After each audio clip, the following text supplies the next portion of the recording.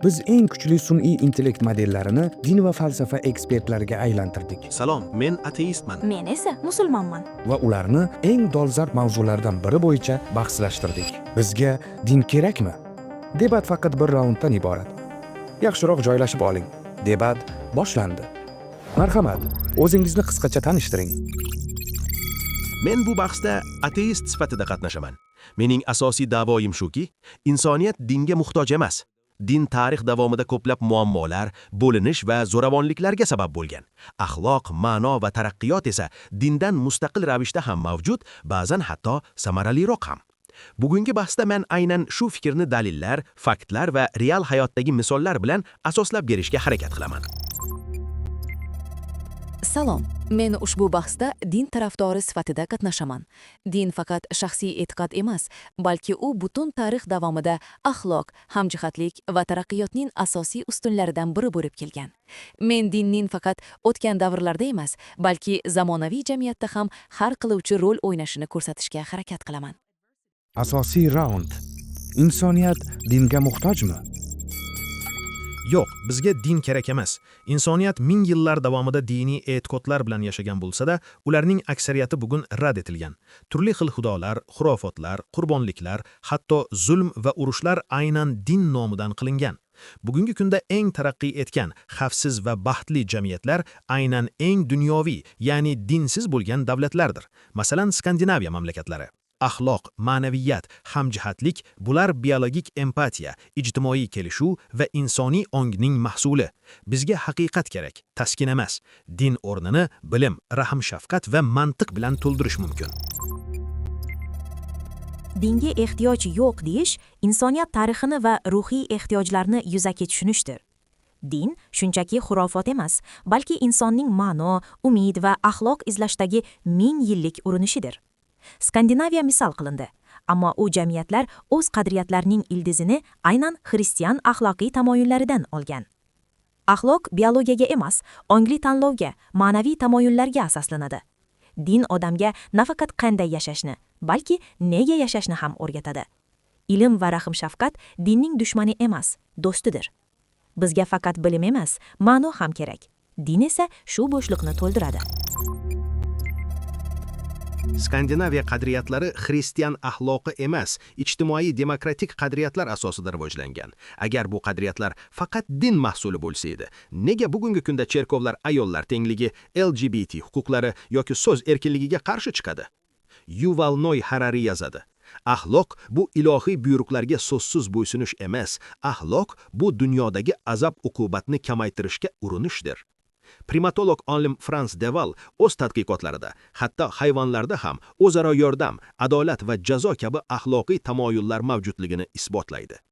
Garvard universitetining 2012-yildagi tadqiqotiga ko'ra, bolalar dindor bo'lmagan oilalarda ham empatiya, adolat va rahm-shafqatni tabiiy ravishda rivojlantiradi.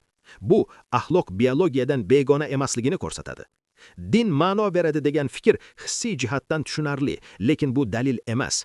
Astrologiya ham ba'zilarga ma'no berishi mumkin, lekin bu uning haqiqatligiga isbot bo'lmaydi.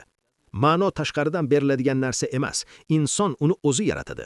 Dinsiz odamlar ma'nosiz yashaydi degan fikr haqiqatga zid, hatto haqoratli ham. Agar axloq biologik bo'lsa, nega tarixda eng shafqatsiz rejimlar Stalin, Pol Pot, Mao aynan dinsiz mafkura asosida 100 minglab odamni qirg'in qilgan? Frans de Waal hayvonlarda empatiya borligini aytadi, lekin ular axloqiy mas'uliyat, qonun yoki fazilatni yaratmaydi. Bu insoniy ong mahsuli va tarixda bu ongni shakllantirgan asosiy manba din bo'lgan. Skandinaviya qadriyatlariga kelsak, ular albatta bugun dunyoviy, ammo ularning shakllanishida luteran etikasi, xristian mehnat falsafasi va axloqiy majburiyat chuqur ta'sir ko'rsatgan. Garvard tadqiqotlari bolalarning empatiya ko'rsatishini inkor etmaydi, lekin bu empatiya institutsional axloqni kafolatlamaydi. Dinlar ming yillar davomida aynan shu institutni yaratgan. Yahudiylarning Tora qonunlari, musulmonlarning fiqh tizimi, xristianlarning kanonik huquqi bunga misoldir. Yuval Noah Harari esa axloqni azobni kamaytirish deb ataydi. Ammo bu qanday mezon? Abort azobni kamaytiryaptimi yoki o'lim jazosi? Bu savollarga javob berish uchun bizga barqaror axloqiy asos kerak. Bu asos esa tarix davomida din bo'lib kelgan. Ha, Stalin, Mao, Pol Pot dahshatli rejimlar bo'lgan, lekin ularning jinoyatlari dinsizlikdan emas, totalitar mafkura va shaxsga silinishdan tug'ilgan. Ular din o'rniga o'zlarini xudoga aylantirgan. Bu rejimlarning zolimligi ilm-fanga asoslangan axloq mag'lub bo'lganidan emas, balki har qanday tanqidni yo'q qilgan diktaturadan kelib chiqqan. Shuningdek, inkor etib bo'lmaydigan fakt shuki, tarixdagi eng qonli zo'ravonliklar diniy rejimlarda ham bo'lgan. Masalan, inkvizitsiya, salib yuruslari yoki bugungi Iron, Afg'oniston rejimlari. Skandinaviya davlatlarida tarixda xristian ta'siri bo'lgan, ammo bugungi qonun, axloq va siyosiy tizimlar ma'rifatparvarlik va inson huquqlari g'oyalari asosida qurilgan. Diniy qonunlar esa, misol uchun fiqh, ayollar huquqi, so'z erkinligi yoki shaxsiy tanlovga to'sqinlik qiladi. Harari aytgan axloqiy mezon bo'lsa, aynan zamonaviy axloqshunoslikning asosi. Abort yoki o'lim jazosi kabi masalalar ham empatiya, kontekst va oqibat asosida hal etiladi. Ko'rko'rona halol yoki harom deb emas. Barqaror axloqiy asos uchun bizga dogma emas, mantiq, haqiqatga ochiqlik va empatiya kerak. Tarixda haqiqatdan ham din nomidan zulmlar bo'lgan. Buni inkor etmaymiz, lekin bu dinning mohiyatidan emas, balki insonning ochko'zligi, siyosiy maqsadlar va noto'g'ri talqinlardan kelib chiqqan. Masalan, salib yurishlari yoki inkvizitsiya bu Iso payg'ambarning dushmaningni sev degan ta'limotiga emas, balki kuch ishlatishga asoslangan siyosiy harakatlar edi. Bugungi Eron yoki Afg'oniston misollarini keltirganingiz to'g'ri, ammo bu shariatni zo'ravonlik bilan joriy qilgan siyosiy rejimlar. Bu dinning o'zagi emas. Dinning o'zagi adolat, rahm, shafqat va ijtimoiy mas'uliyatdir. Agar axloq siz aytgandek doimiy o'zgaruvchan, kontekstdan kontekstga qarab farqlanadigan narsa bo'lsa, unda u qanday qilib qat'iy to'g'ri va noto'g'ri mezoni bo'la oladi? C.S. Lewis aytganidek, agar siz adolatni zulmdan ajrata olayotgan bo'lsangiz, demak sizda qandaydir axloqiy mezon bor. Lekin bu mezon qayerdan kelgan? Dinning eng yuksak vazifasi insonni o'zidan yuqori narsaga bog'lash, javobgarlikka undash va egoga qarshi turishdir. Bu esa faqat qonun bilan emas, yurak bilan bo'ladi. Din nomidan qilingan zo'ravonliklar bu faqat noto'g'ri talqin deyish, bu ayyorona bahona. Chunki har qanday zo'ravonlikni shunday deb oqlash mumkin. Ammo masala shundaki, jinoyatchilarni toshbo'ron qilish, ayollarni kaltaklash, dindan chiqqanlarni o'ldirish bu faqat odamlarning noto'g'ri talqini emas, balki muqaddas matnlarning o'zida ochiq-oydin mavjud. Masalan, Sahih Buxoriy 6922-hadisda aytiladi: Kim islomni tark etsa, uni o'ldirin. Bu shunchaki siyosiy zo'ravonlik emas, bu aqida. C.S. Lewis aytgan mezon qayerdan keladi savoli bu o'ziga o'zi tuzoq, chunki u oldindan mezon bor deb aniq xulosa qilmoqda. Agar mezon bo'lsa, demak u Xudodan. Ammo bu yolg'on dilemma. Axloqiy mezon ijtimoiy evolyutsiya, empatiya, oqibat va kelishuv orqali ham shakllanadi. Bu Yuval Noah Harari, Franz de Waal, Peter Singer kabi olimlarning real tadqiqotlarida ko'rsatilgan. Agar axloq o'zgarmasa edi, bugun biz quldorlik, ko'p xotinlilik, bolalar nikohi kabi qadimgi diniy amallarni ham to'g'ri deb qabul qilar edik. Din egoni sindiradi deyildi. Lekin aynan men yagona haqiqat egasiman degan da'vo din o'rgatgan eng katta ego emasmi? Dinsiz odamlar ham halol, fidoyi va adolatli bo'lishi mumkin va bo'lishmoqda ham. Tajriba va faktlar shuni ko'rsatmoqda. Siz muqaddas matnlardagi ayrim keskin buyruqlarni tilga oldingiz. Bular haqiqat, ammo har bir matn tarixiy kontekstda tushunilishi kerak. Ularni bugungi zamonga aynan shunday qo'llash xato. Shuning uchun ko'plab islom olimlari, jumladan Muhammad Abduh yoki Yusuf al-Qoradoviy bu matnlarni zamon ruhiga mos tarzda talqin qilish zarurligini ta'kidlaydi. Dinda faqat bitta talqin yo'q, fikrlar o'zgaradi, lekin asosiy tamoyil adolat va rahm shafqat saqlanadi. C.S. Lewis savoliga kelsak, u demoqchiki, agar biz bolani qiynash yomon desak, bu shunchaki kelishuv emas, bu mutlaq yomonlik haqidagi sezgimizdan keladi. Faqat empatiya va kelishuvning o'zi bunga kafolat bera olmaydi, chunki ular o'zgaruvchan. Masalan, Germaniyada fashizm davrida ham ko'pchilik bu amallarni to'g'ri deb qabul qilgan. Bu shuni ko'rsatadiki, empatiya va kelishuv yetarli emas. Demak, o'zgarmas axloq uchun insondan yuqori, nisbiy bo'lmagan mezon kerak. Din esa aynan shu, o'zgarmas mezonni taqdim etadi. Dinsiz odamlar halol bo'lishi mumkinmi? Ha, bu inkor etilmaydi. Lekin savol boshqa. Ular nima asosida doimo halol qoladi? Agar axloq shunchaki sharoitga bog'liq bo'lsa, u holda u osonlik bilan buzilishi mumkin. Dinning roli odam ongiga bu chegarani eslatib turish va javobgarlik hissini kuchaytirishdir. Agar bahs sizga yoqayotgan bo'lsa, videoga like bosing. Shu kabi mavzular sizga qiziq bo'lsa, kanalga obuna bo'ling.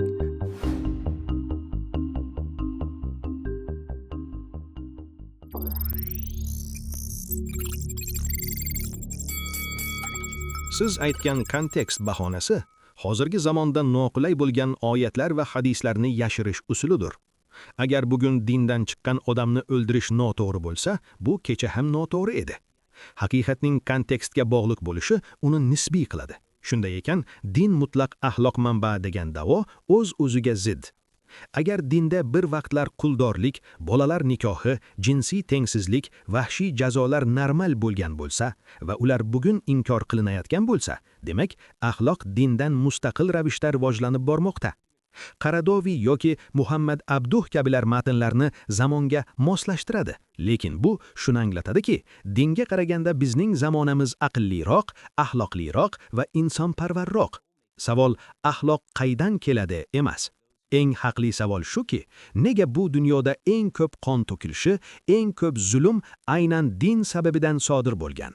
Bizga kerak bo'lgan narsa ochiqlik, tanqidiy fikrlash va insonparvarlikdir. Bu qadriyatlar tarixda hech qachon ko'r-ko'rona iymon orqali rivojlanmagan. Siz aytayotgan dindagi o'zgarishlar bu dinga emas, uni tushunishga oid. Matnlar qadimiy, ammo ularni qanday tushunish va qo'llash har doim tafsir, ijtihod va kontekst talab qilgan. Shuning uchun din o'zini emas, odamning anglash darajasini yangilaydi. Shuningdek, zo'ravonlik faqat din nomidan emas, har qanday mafkura nomidan qilingan. Kommunizm, millatchilik, ateistik rejimlar bunga misol. Demak, muammo din emas, kuchni suiiste'mol qilishdir. Axloq esa faqat empatiya va kelishuvga bog'liq bo'lsa, u har doim o'zgaradi. Fashistlar ham o'zicha axloqiy edi. Shunday ekan, barqaror axloq uchun insondan yuqori, nisbiy bo'lmagan mezon zarur. Din esa ana shu mezonni taklif qiladi. Sizningcha muammo dinda emas, kuchni suiiste'mol qilishda. Yaxshi, unda nega tarixda kuch aynan din nomi bilan eng ko'p suiiste'mol qilingan? Bugun ham din qudratli boshqaruv vositasi. Odamlar do'zax bilan qo'rqitiladi. Tanqid yoki shubha gunoh deb o'rgatiladi. Ayollar to'liq nazorat qilinadi. So'z erkinligi cheklanadi. Bularning bari dinning boshqaruvini ko'rsatadi. Agar axloqni faqat mutlaq mezonga bog'lasangiz, odamlar tafakkur qilishga emas, ko'r-ko'rona itoatga o'rganadi. Shu sababli din ko'pincha tanqidiy fikrni yo'q qiladi.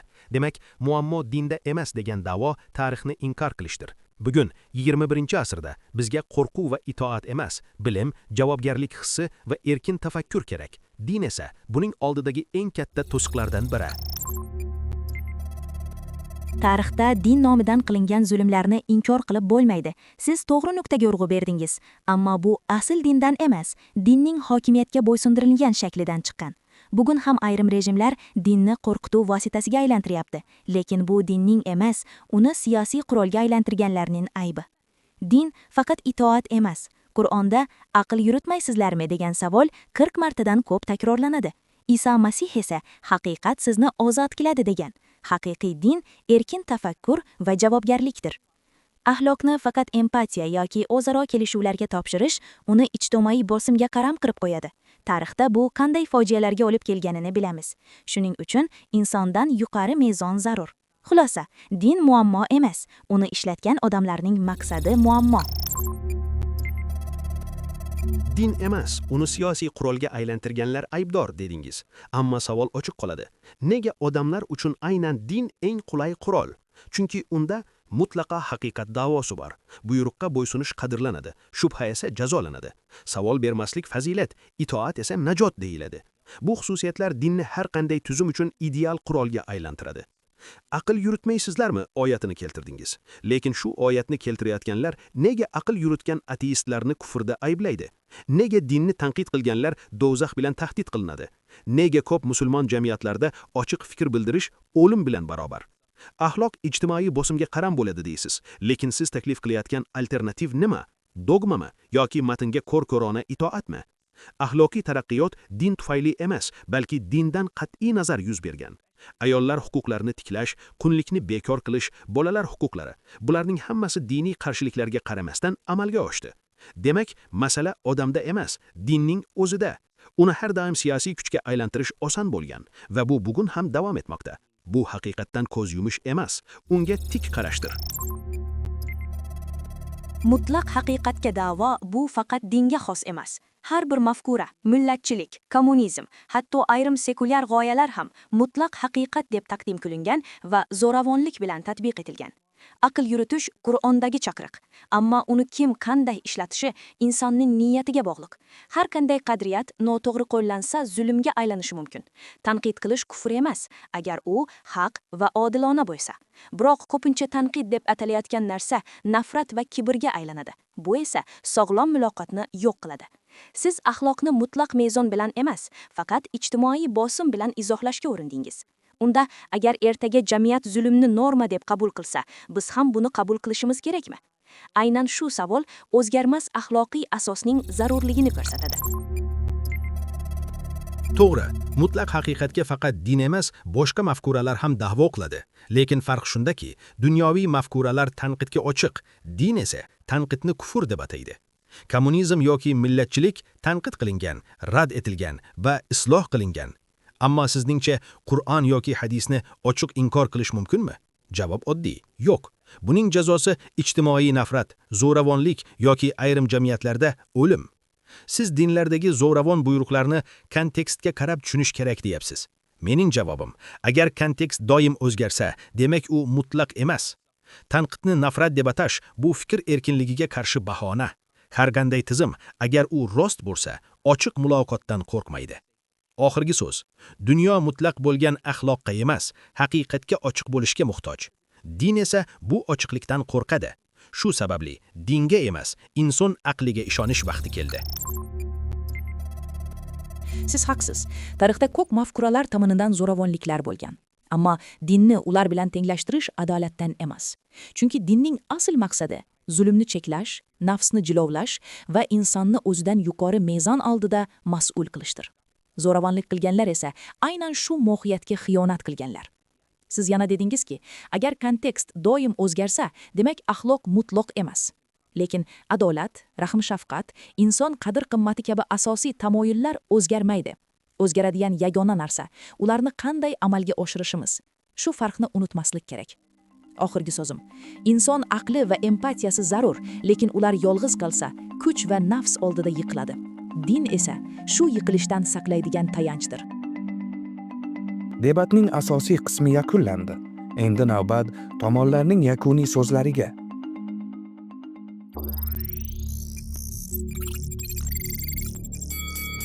Din asrlar davomida insoniyatning bo'linishiga xizmat qildi va eng ko'p qon to'kish va zulm uchun bahona bo'ldi. U odamlarni qo'rquv va so'zsiz itoatga o'rgatdi, tanqidiy fikrni bo'g'di. Axloq va ma'no dinga bog'liq emasligini bugun ilm, fan va inson huquqlari isbotlab qo'ydi. Bir paytlar momaqaldiroqni ham Xudoning g'azabi deb o'ylagan edik. Ammo ilm, fan kelib haqiqatni ko'rsatdi. Biz dindan tashqarida ko'proq erkinlik, ko'proq adolat va ko'proq insonparvarlikni topdik. Shuning uchun ham din o'tmishga tegishli, kelajak esa tanqidiy fikrlash va insoniy hamjihatlik qo'lida. Din insoniyatga eng buyuk qadriyatlarni, adolat, rahm-shafqat, saxovat va hamjihatlikni bergan. Ilm-fan bizga qanday yashashni o'rgatsa, din nega yashashni tushuntiradi. Axloqiy tamoyillarimiz vaqt o'tishi bilan o'zgarishi mumkin, lekin din bizga insondan yuqori, o'zgarmas mezonni beradi. Dinsiz jamiyatlar ma'lum muddat gullashi mumkin, ammo uzoq muddatda ma'no, ruhiy tayanch va mas'uliyatsiz yasholmaydi. Din odamni o'zidan yuqoriroq narsaga bog'lash orqali unga umid beradi. Shu sababli din to'siq emas, insoniyat taraqqiyoti uchun zarur poydevordir.